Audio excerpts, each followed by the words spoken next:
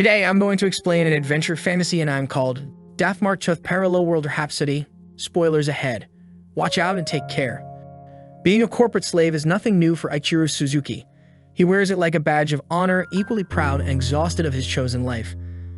On his way to work, he waits for the 8:33 a.m. scheduled train only to find out that it's Sunday, so the train arrives earlier than he expects. He runs to catch the train that will bring him to the office. There, he meets an acquaintance from work who comments on Suzuki's habit of working on weekends. However, the man finds himself having no choice because the new guy on the job left before the delivery date.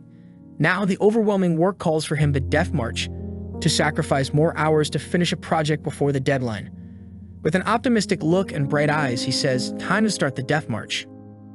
Late that afternoon, the non-stop pressing of keyboards and quiet but stressful buzz in the office becomes the soundtrack of Suzuki's death march. His work is running smoothly until he is approached by a sleazy coworker who gives him more work on top of his already overwhelming routine. Before promising to change the gameplay, he tells his coworker to get the go signal of their bosses, as it is hard to keep on making changes that will only get rejected. 3 days later, Suzuki's death march continues, but his enthusiastic energy from before has depleted. The only thing left is a hollow shadow of a man with unruly hair and dark eye bags. Finally, in the afternoon, Suzuki finished his work, but he eventually discovers a bug. Now he has to work until he could debug the game, or else the players will complain. At midnight, everyone else is asleep in the office except for him, who decided to take overtime. So he decides to sleep as well after 30 hours of non-stop labor. When Suzuki's eyes open up, the depressing sight of his overworked teammates disappeared. Instead, an unknown fantasy world welcomes him. Although it seems illogical that his cell phone would work in such a place, Suzuki still checks if he can get a signal in the deserted area. However, what he sees in the reflection surprises him. It's his younger self. He believes that he might just have fallen asleep at work and this was all a dream. In the game, his name is changed to Satou, the username he always used. However, it isn't long enough before Satou's quiet exploration of the interface is interrupted. A horde of raging creatures is coming to get him. While alarmed, he discovers that he can at least cast spells like 3 meteor showers and 1 to survey the area. This was his team's idea to help the beginners to survive the game. While using his map to look at his situation, he has come to realize that there are around 300 enemies and it was impossible to face them in melee combat. The lizardmen start targeting him using their arrows. One arrow hits the side of his face, shocking Satou. The shot actually hurt. He wasn't waking up from it, and it dawns to him that this all might be real.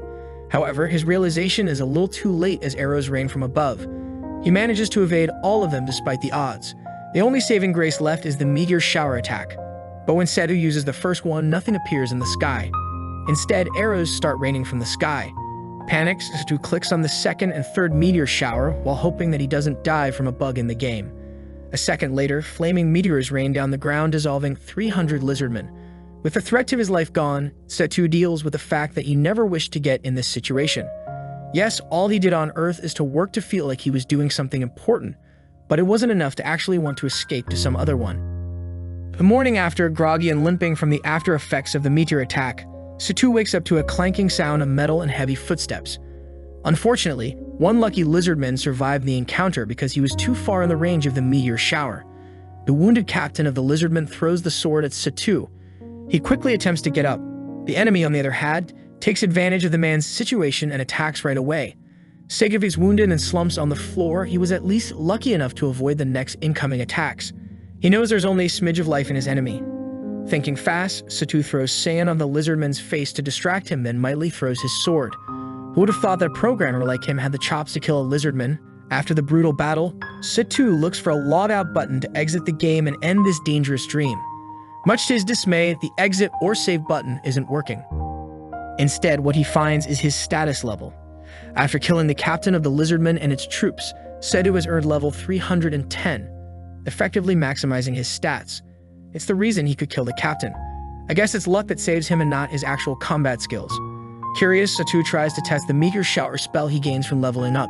He aims the attack from far away, but he underestimates how powerful the spell is. Instantly, the meteors hit the ground and he has no choice but to run for his life. Without a clear path, he jumps from one place to the other and accidentally enters another world. With the dangerous ramifications of using the meteor shower spell, Satou decides to turn off his ability. Then he searches for his loot to quench his thirst.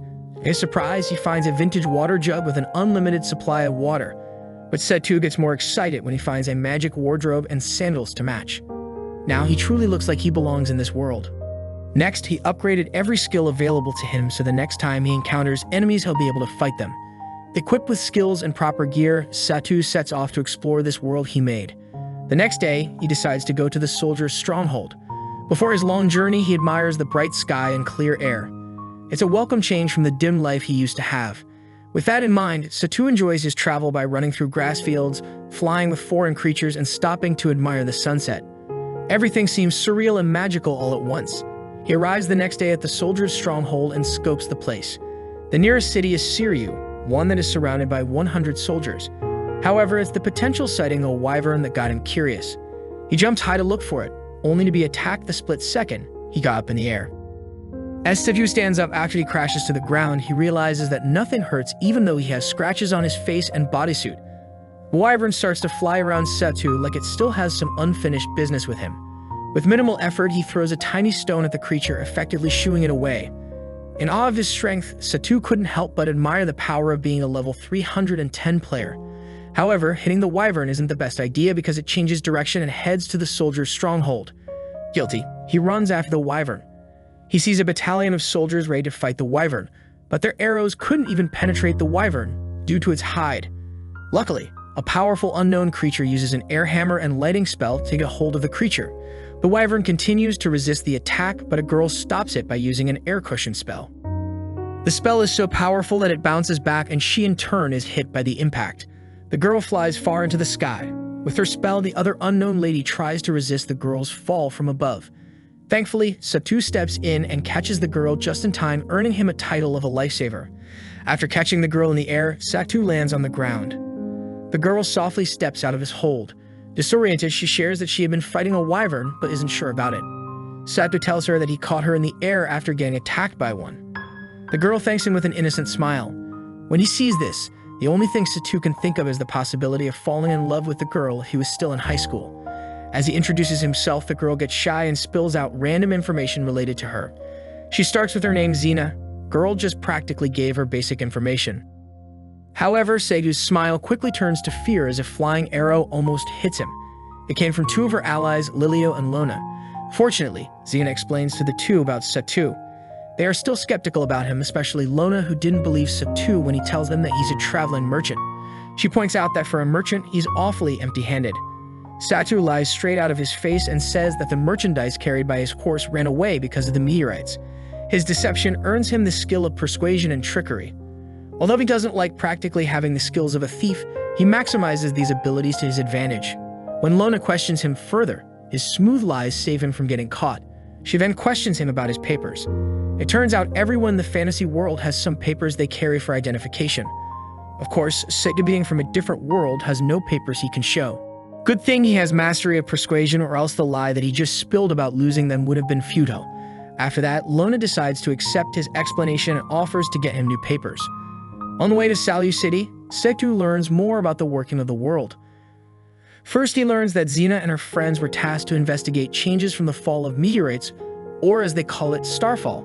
Second, he learns that wyvern's hide is used for armor and cloaks for its toughness, but its meat is something to avoid. Lastly, Satou learns that slaves are a thing in the fantasy world and they love wyvern's meat. Curious, Satou searches for what more creatures reside in Saliu. Mostly it's regular citizens plus a single elf, which piques his interest. His investigation is cut off by Xena, who asks if he has a place to stay. Lona suggests a pricey inn near the entrance of the city that serves good food. With that in mind, Xena bids goodbye to Satou and promises to come back and thank him properly. He replies that it's not necessary. She insists that she must do her due diligence and as thanks. Her insistence makes Satou think that if he's in high school, he would assume Xena has a thing for him. After saying goodbye, Lona assists Satou to have his papers reissued. He is asked to put his hands to a stone called Yamato. The issuer of papers asks if he's not a violator of the law. He replies he's not, that he is asked to say his name. He pauses for a moment. In this world, he's not Ichiro Suzuki anymore, but Satou. As he utters his name, his information prior to leveling to 310 shows. It says he's a 15-year-old level 1 adult. After that, the man hands his paper in exchange for 1 silver coin. The clerk asks him for tax payment for entering the city. Thankfully, Lona waived his tax for saving Xena. His visa is then handed to him. This visa is only for 10 days and needs to be extended if Satou plans to stay in the city for more than that. The man warns him that if he is caught with an expired visa, he will need to pay a fine or else he will be turned into a slave. He pockets that information and thanks the clerk for his service.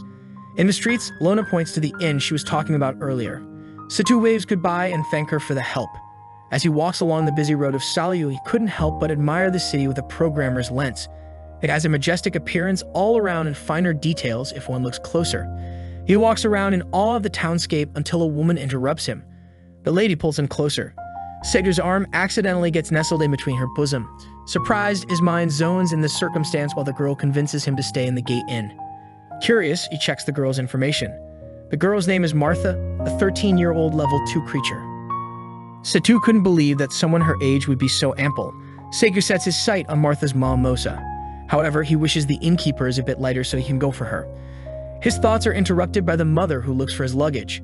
As Satou lies again about his luggage getting lost, he arranges a 10-day stay in the inn. Hungry, he requests food, but the kitchen is out at that time of day, so Mosa serves him quiche instead. Martha waits for Satou to dig in and comments that it'll taste better when eaten right away. Mosa shoos her daughter, reminding her to clean the coward merchant's room. Intrigued, Satou asks about the merchants. He learns that those merchants were branded cowards after spreading fear about the Demon Lord. They think that the Demon Lord picked a fight with the dragons during the Starfall, but the same one the merchants were talking about was already killed by a hero 70 years ago.